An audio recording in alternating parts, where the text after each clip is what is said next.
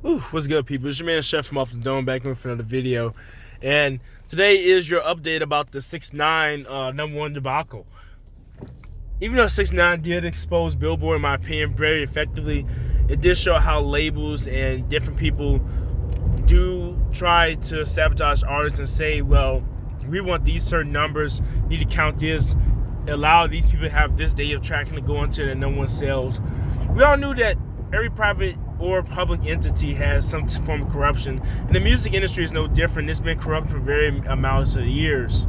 However, this #1 with Justin Beiber Ariana Grande, if 6ix9ine would say is true, then it is kind of a farce, because we see after they allow a couple more days of tracking, they have 108,000 digital download sales with I think they're number 3 on streaming and they're number 22 on the radio.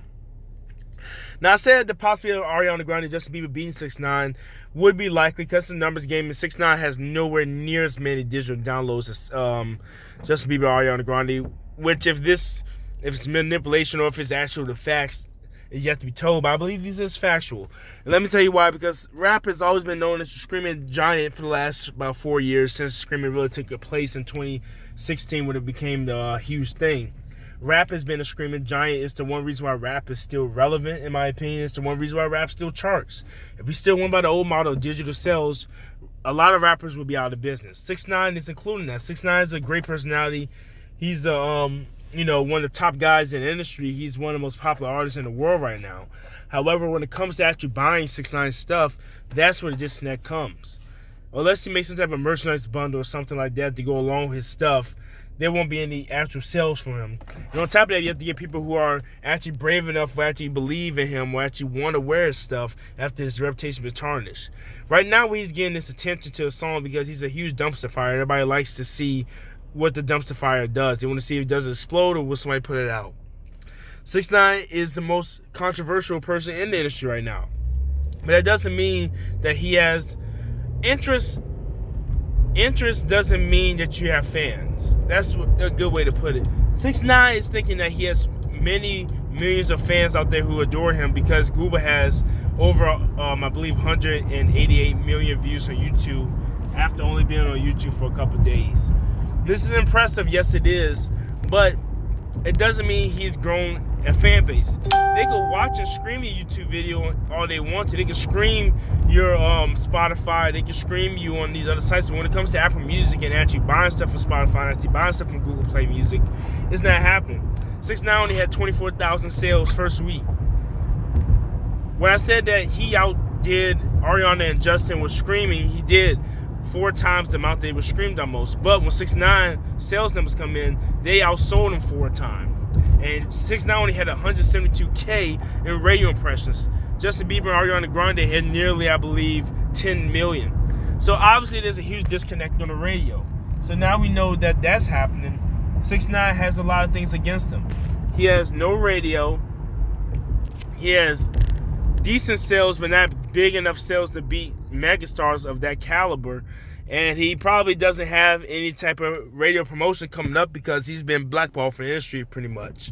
There's some producers and stuff behind the scenes that would work with him, but as a radio station that's promoting 6ix9ine, other than talking about him, of course, they'll talk about him all they want to. They'll put him in their stories, but they won't interview him. They won't touch him pretty much. They're not going to. That's the scarlet he's put on himself.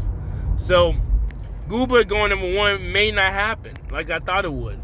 Now that I see these huge sales for Ariana Grande and Justin, you can say what you want about the label manipulating it. The fact is, they still did something to make them go #1. So, is it time for us to stop looking at the Billboard charts as an honest estimation of the most popular music of today? I say yes and no. Well, yes, because technically, if you're not in the right, if you don't go to these certain sites or the right streaming sites or whatnot, your streams and views won't count. Because I know when I was a kid, songs like Love Sosa, I Don't Like by Chief Keef, Shot Caller by French Montana, you had A Chorus Control by Big Sean and Kendrick. Everybody knows these songs. These are the songs from the streets. Already hip-hop head knows these songs. A lot of suburban white kids, Hispanics know these songs. But these songs did not chart high. Some of them didn't chart all that I mentioned. And some of them never went even double platinum or platinum at all. But they were being downloaded illegally through a lot of sites. They were being streamed, but it wasn't being counted.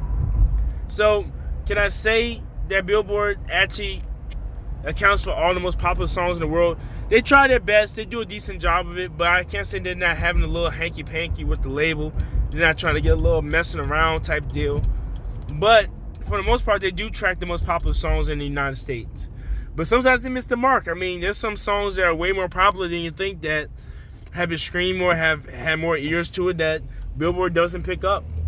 And then back in the day, they was doing a thing if you weren't releasing as a single, A-side and B-side, if it was released as, I believe, another part of a soundtrack or whatnot, it technically counts as a single, so they wouldn't let it chart.